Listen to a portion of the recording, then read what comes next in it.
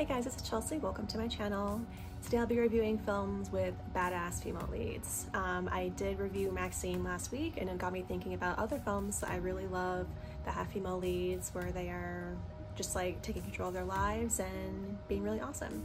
So I have 10 to go through. Some are older, some are newer, and they are mostly action leaning, but there are some who I would consider to be just like thrillers. Anyway, let's go ahead and get started. First off, I want to talk about Set It Off. Other than the amazing cast that we have, I remember watching this when I was younger, when I was too young to be watching it, honestly. And I remember mostly about the 4 women being on this roof and looking out into the sunset. They were all in really rough parts of their life. Some had families to take care of. They were just all in a very bad neighborhood wanting to get out. And so they concocted this plan to do this heist, this kind of like one-off deal to get them out of their bad situations. And I just remember a lot about them being in this very chaotic environment, of course, but also they really leaned on each other, and there were a lot of moments of joy in this film. I remember like a lot of laughing and a lot of really lighthearted moments as well that are mixed in with the really hard parts of their life that they had. And it just felt like sisterhood, really. It kind of reminded me a lot of Waiting to Exhale in that way, but it was more so like the community they had to form around each other, really leaning on one another in order to make their lives better. I really love this film, and I love how strong they all were and how independent they were, and they were very unapologetic about it. So yeah, the first one on this list is definitely Set It Off. Next up we have The Hunt. This is a very dystopian film. It's about a bunch of people who are set loose in this wilderness sort of cityscape, and they have weapons in order to get out. It's set up by a bunch of rich people who are betting on them, seeing who will come out alive and come out on top. And there's one woman in particular who they just think she's an underdog. They don't think she's going to be successful in making it out. But the way that she is creative in setting up her environment, using things that are around her, it makes you think that this woman went through something very tough in her past, and that's just like coming up for her. We don't know exactly what it is, but we know that this drive that's inside of her to get out of the situation, it's just like not new for her. She's been through this before, kind of thing. And she's very resilient all the way through. She uses other people, but she also, like I said, uses her environment around her in order to make it out. And I just feel like she's very creative, and I'm with her the entire movie. Like from the very moment that she is on the scene, I just feel like she is just very determined. And yeah, it's a very enthralling movie. I would say it's a thriller action as well.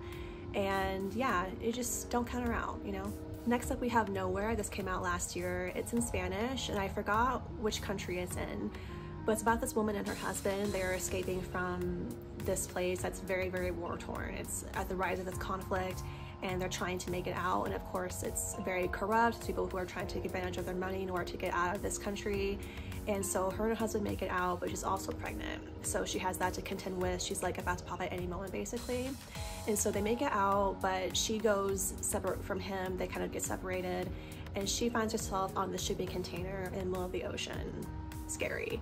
So she is trying to survive, not only for her, but for her unborn child. And so she's trying to get clean water, get them food. And it's interesting because her character arc is very obvious, but it's also really nuanced, because in the beginning of the film, you can tell she's kind of more introverted and shy.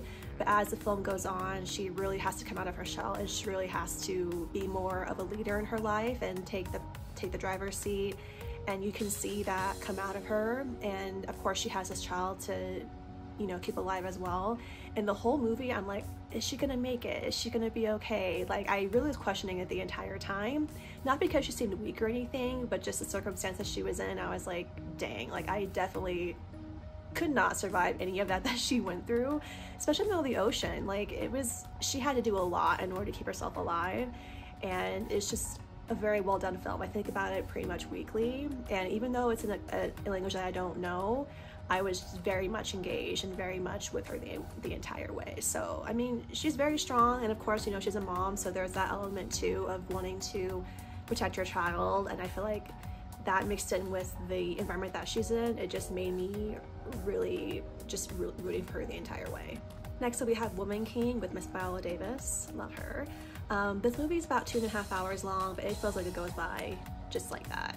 Now, I know that a lot of the stunts in the film, they did themselves, so a lot of the women trained for months and months before the movie actually came out, and you can see it in their physique. Like, these are strong, muscular women. They just really move through the scenes in such a unit, such like a very unified way. And the way that they watch out for one another throughout the entire film is just really beautiful to see, especially Viola Davis's character. She is like becomes a woman king obviously, but she doesn't seem like she is superior to other women. She feels like they are one and she relies on them and their opinions, and they are very much a community. And that really strong physique that they have, built with the background of there's also like a lot of nature that's there. There's a lot of greenery, there's a lot of vivaciousness of like the color in their clothing, and it really just comes alive. And it's this sort of very like strong ecosystem because they're working with nature, they're working with one another. They are also bringing in a new woman to come into their tribe, so they're training her. So it's just all like very uniform and very wholesome, and I feel like it's a film that is very like emotional as well, especially when Viola Davis's character leaves to go on her own and then the other women fall in line behind her and they start jogging. Like that scene, I just bawl my eyes out because she doesn't even look back. She doesn't even like look back to see if they're there with her. She just knows that they're with her throughout, and it's just like that belief and that trust in one another, like, hey, I have your back, like we can do this together. Like that just broke my heart in like the most beautiful and positive way. And I just love this film. It's not one that I can watch that frequently because it is very heavy and there are a lot of unfortunate things that happen in that film, but I feel like overall like it's a beautiful film to watch, and I definitely recommend you see it at least once in your life. Next up we have Charlie's Angels. This was the 2000s version, not the newer version, although I did see that one, but I like the older version much more. I really love this film because it's fun. It's like feminine, but it's also very strong. Like the action scenes are very well coordinated, and you can tell that they really put a lot of work into making sure that they were on point for those scenes. But also the women are allowed to have their feminine side come out. They're like flirty and fun and like just having a good time. So they're not really like taking themselves too seriously, but it's just like a very fun film to watch, I feel. And they do work as one, they do work as a team, but you can still see their individual personalities come out a lot, and they work through their problems in different ways, and they reference different points of their life in order to get them through these missions that Charlie puts them on.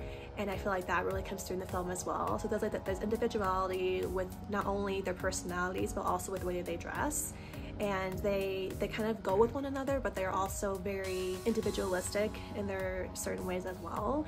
And I feel like when I think of this film, I really think of the music in here, because I can remember each of the songs and I remember each scene that it was in. Like I remember the creepy thin men, I remember like when they're on the boat, I remember when they're scaling the wall to go to the prison. Like it's a very visually impactful film for me growing up. I watched it constantly, and even like the second one was really good too, Full Throttle. But yeah, I just remember this a lot from my childhood and being like, wow, these women are very powerful, they seem to really know who they are, and it was just like very inspiring in that way. Okay, next week, A Long Kiss Goodnight. Samuel L. Jackson, love him. I don't remember a whole lot about this film, which is kind of weird to say because I watched it again when I was too young and I shouldn't have been watching it. My mom loved this film, so I remember just seeing it a lot kind of in the background, like kind of through her eyes in a way.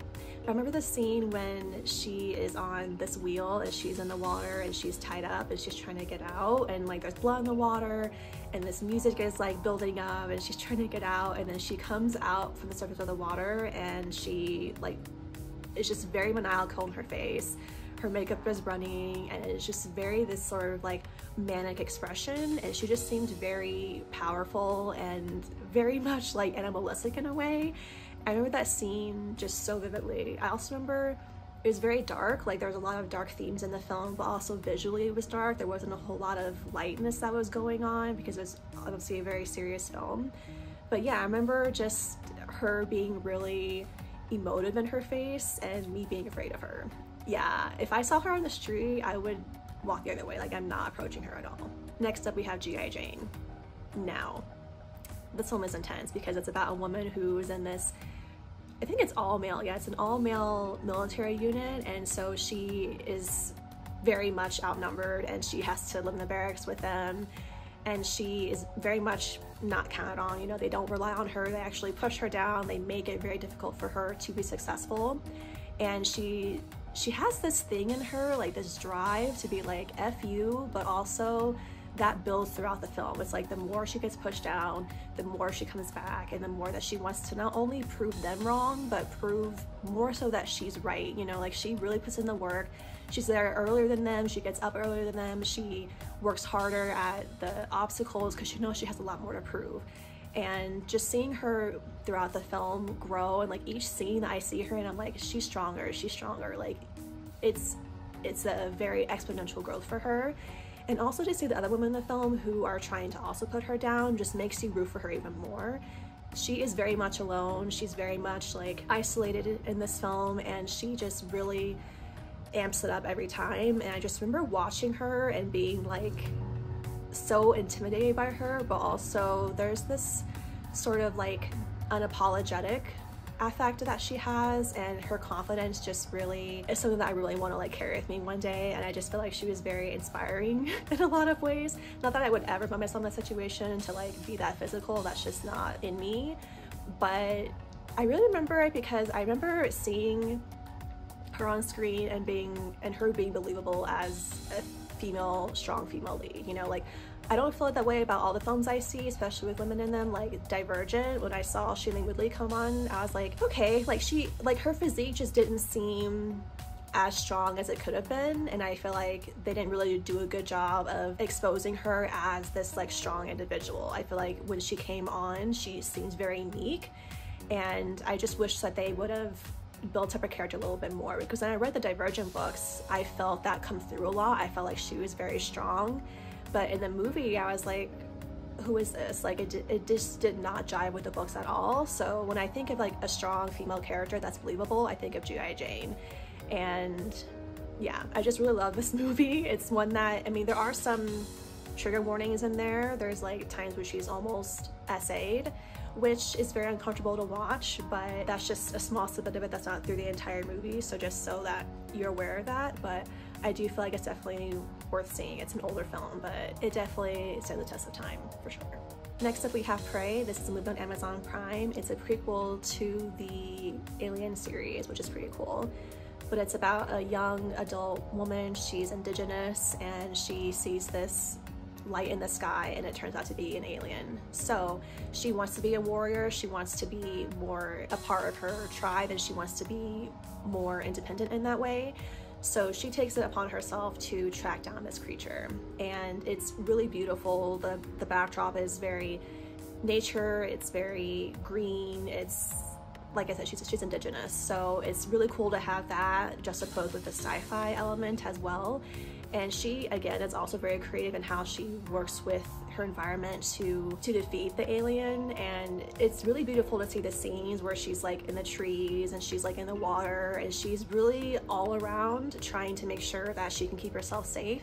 But also she learns a lot about this creature as well. So she's very acute, she's very intelligent in the way that she tries to trap this monster, and it's just a beautiful film. It's only like an hour and a half long, but it feels longer, but in a good way, in the sense that it's very well-rounded, it's very intentional, and it's very well thought out. And it's one that, like, if you put this in front of me and I had to watch for 24 hours straight, like, I could definitely do that. I would not get tired of this film at all. Okay, we have two left, so I'm gonna talk about Veronica Mars for a second. I love this show. Like, I've watched it probably 4 times now, and I really love this series because I feel like Veronica is very sharp-witted, she's very smart, she's intelligent in the way that she solves the crimes. She's a detective that works with her father, but she also sticks up for people in a lot of ways, and she knows when to help other people and how to help them, but she also has very good boundaries for herself and knows when she needs to take herself out and sort of look within and take care of herself. And I really love it because the movies accompanying the TV show are very well done. They didn't feel like they were thin or like they didn't like miss at all. I feel like it's a very good companion to the series, and it expanded the world of Veronica Mars a lot in that universe that she has herself in. But it really did a good job of expanding to more characters and bringing us back to a lot of the plot holes that I didn't really understand in the show, or that they had to come back to give us more enrichment for the movies as well. I really feel like Veronica Mars is someone who, she knows herself very well. Like, even when she was very young, she had a very strong sense of self. She was unapologetic about how she spoke about herself, and she stood up for what she believed in. Not only just her as a person, but her values really shine throughout the entire series. Anyway, I love the series, and I just feel like the movies did a really good job at companioning the show, but I just really admire the way that she also took care of her father. Like she's just someone you can lean on, but also someone who knows when to back down and when to retreat into herself and when to take care of herself as well, which I feel like is really cool to see just a woman do for herself in general. And last up we have Nyad. I did a review on this a few months ago, but it's on Netflix. There's a documentary and there's also a dramatized version of the documentary, which is the movie version, and it's about a woman in her 60s who swims from Florida to Cuba unaccompanied. That's a bit of a controversy, but she doesn't, basically she's not swimming in like a shark cage. She's swimming with the elements. She's in the ocean. She doesn't stop, except of course to like eat and put more protection on herself. But it's a very empowering film. I cried multiple times during this film, and I just feel like it's really beautiful to see, again, a woman take care of herself, wanting to prove to herself more than anyone that she can do this. She's like, I'm not gonna sit down and shut up. I wanna make sure I can do this before you know, it's too late for me. And it's also a true story, which makes even more emotive and even more beautiful to watch. But anyway, these are my top 10 films that have badass female leads, and I hope that you get the chance to watch some of them. So thank you so much for watching. Have a great rest of your day, guys, and I'll see you next time. Bye.